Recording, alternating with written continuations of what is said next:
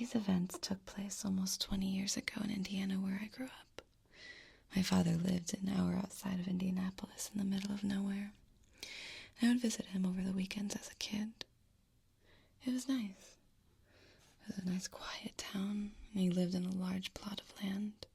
Vast, rolling fields stretched as far as my vision carried, with deep, lively forests encompassing them on nearly every side. Some of my best memories were spent hunting and working outside with my old man, breathing in the crisp country air that sat undisturbed by the hustle and bustle of the city. It would have been the perfect place had it not been for that thing that inhabited the land. I still remember the first time I saw it. I was sick as a dog. My father yelled out, "Put those chickens up, boy," before shutting the door and making his way to his night shift. He had a few dozen chickens that he would use for eggs and the occasional family dinner. They were always a bit fun to chase around and play with as a kid, but I digress. About an hour after he left, I was able to force myself out of bed. My sinuses congested and my head throbbing, I made my way out the back door. Night was starting to fall as I rounded up my little feathery friends into the coop before closing and barring the door. I glanced to my right as the enormous fields that stretched out of my sight to see a storm roaring way off in the distance. With such a huge area providing an open sky, any storm within a dozen miles could be seen as flashes of lightning, ring silent as they illuminated the entire property with each flicker. I sat there, mesmerized by the beauty before something caught my eye. It first appeared in a flash of lightning a good distance away, but a few seconds later it was much closer, and I made out a grotesque shape tearing through the fields parallel to me. It wore skin so pale that it glowed a faint blue in the moonlight, as its limbs were jagged and disproportionate to its body. One leg seemed longer than the other, and its arms were clenched against its body like a praying mantis.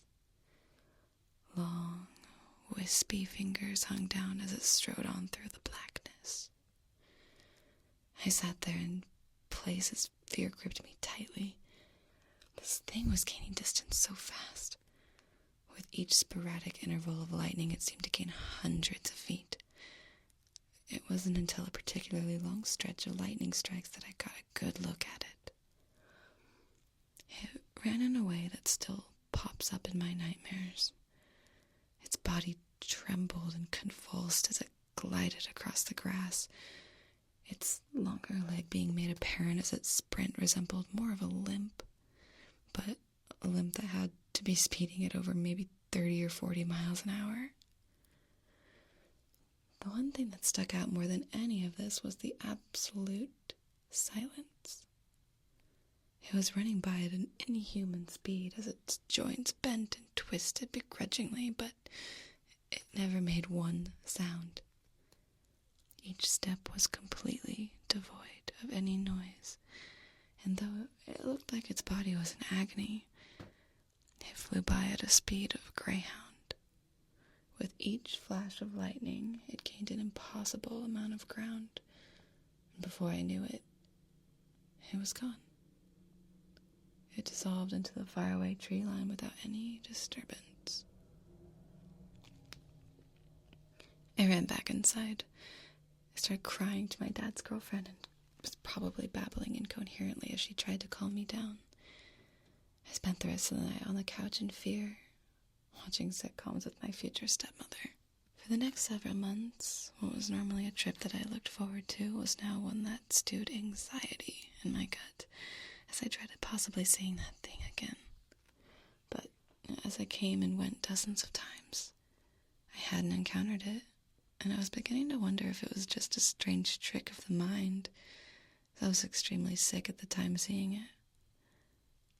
Now, fast forward a few years, and I was just entering high school, and my father's house was a great place to have gatherings with friends as we had bonfires, cookouts, football games, you name it. I had all but forgotten my experience, and my dad's home was once again a destination that I spent the entire week thinking about. Me and my several friends, Wayne, Tim, Steve, and Matt, had planned a time to go out there. And after waiting impatiently for a few weeks, the day had finally come to go out there, and I was so excited to spend some time with my friends and my dad. We packed up all the essentials and made the trip without a hiccup. Once there, we proceeded to do all of the reckless things a bunch of partially supervised 14-year-olds do. After wearing ourselves out a bit, we started up a fire and chatted for a little while as the remainder of the day quickly passed. We talked about typical things, sports, girls, etc. As the sun was starting to set, we were putting out the fire.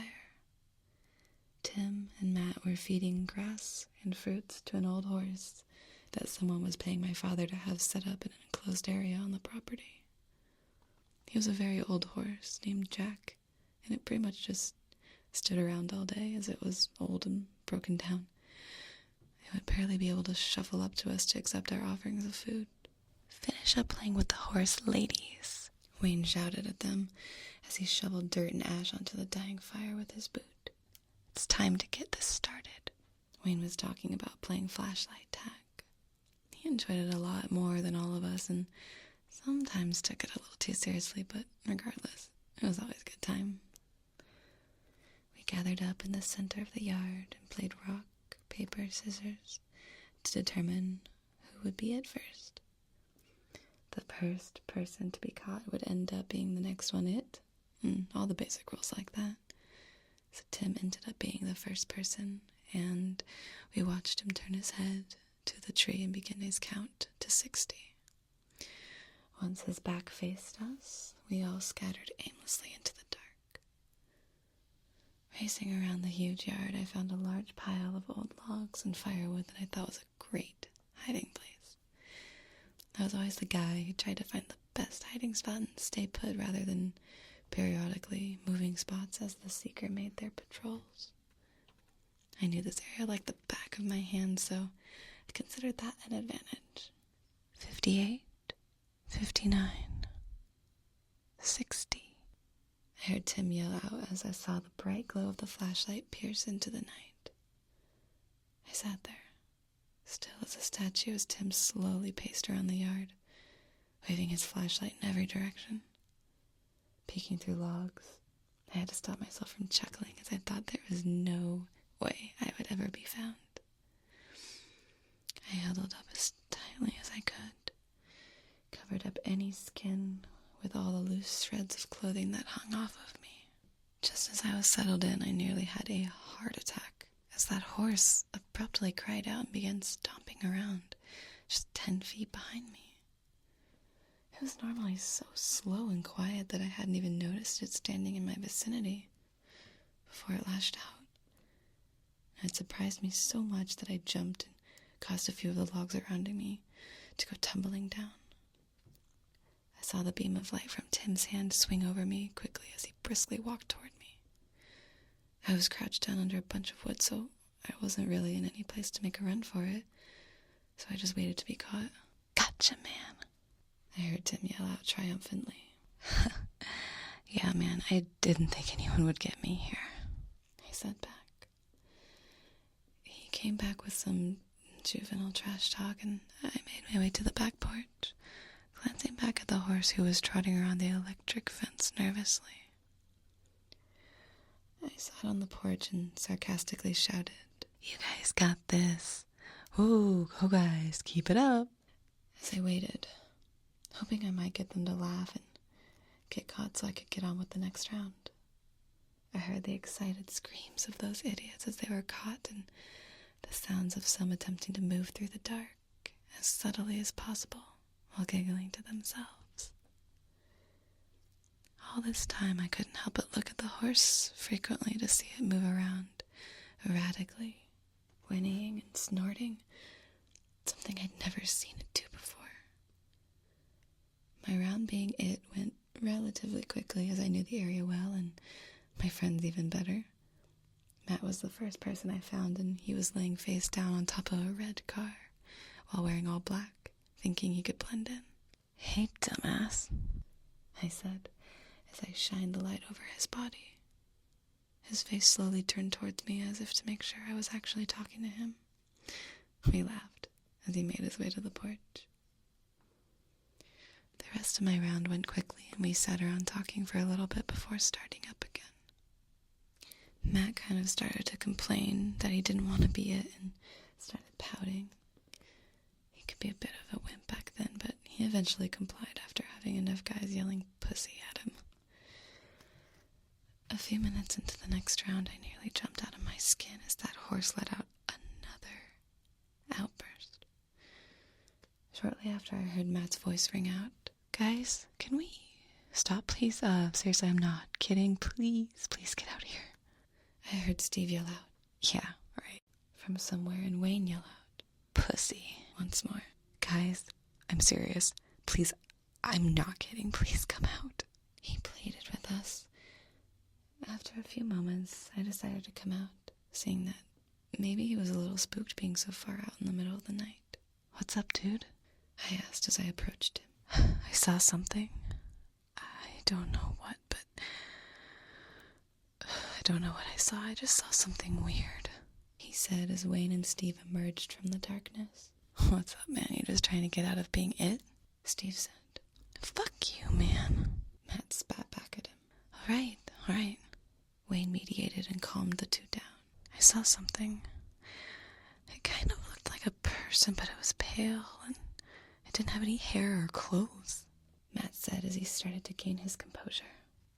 I felt my heart sink as I remembered that thing I saw running through the field years before. "What are you talking about, dude?" Wayne asked, seeming to get a little nervous. It was right then that Steve spoke out. "Wait a minute. Where's Tim?" We all looked in each direction to make a quick head count, but we all went into small panic. "Tim!" I called out of instinct and began quickly walking around the yard as the rest followed suit. That old horse was all but sprinting around the perimeter of its enclosure as we frantically called out to our friend. We had split up and were running at this point to find Tim. "Where the fuck is he?" I heard Wayne yell out in frustration as minutes piled on. What is happening?" I said to myself as I made my way around the old, worn-down shed towards the back of the property. Just then I heard the familiar voice of Tim. "Hey, I'm over here, man." A huge wave of relief swept over me when I heard this, but when I looked up, I didn't see him anywhere. "Hello? Tim?" I called out. There was silence for about 10 seconds before the same phrase repeated itself. "Hey, I'm over here, man." However, this time I realized it didn't sound right.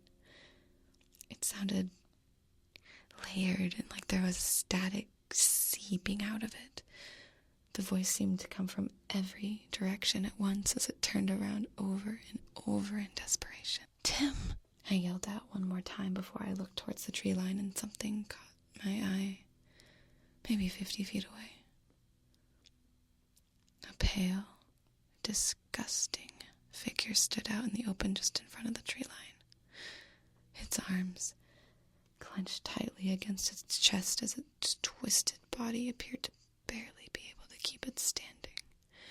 I sat there frozen as I got a look at its face. It had no eyes, no ears or nose, no hair anywhere as it glowed that same faint shade of pale white blue in the moonlight. All it showed was a huge mouth bearing a set of razor-sharp teeth that seemed to bend in a distorted smile. It opened its mouth. "Hey, I'm over here, man." Slithered through those disgusting teeth. I fell down to the ground terrified. It stood there facing me for what felt like hours before it turned and sprinted into the woods in a flash, just like before, making absolutely no sound. Moments after breaking through the tree line, an ear-splitting shriek erupted into the night that sounded as if it had blood and tar sloshing around in its lungs. This snapped me out of my state, and I sprinted back to the house. The horse had all but lost its mind at this point. I found the others waiting by the porch, some on their phones while Wayne was talking to my dad about what happened.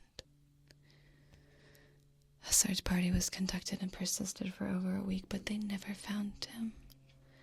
I don't know what exactly happened to him, but I am certain that thing took him away from us. I stayed up at night in guilt, wondering about his final thoughts and going over all the ways I could have saved him. I've never returned there, as my father sold the property and moved on after the incident. But to this day I wonder if it was that thing that made that horrible shriek, or if it was my friend Tim, living his last moments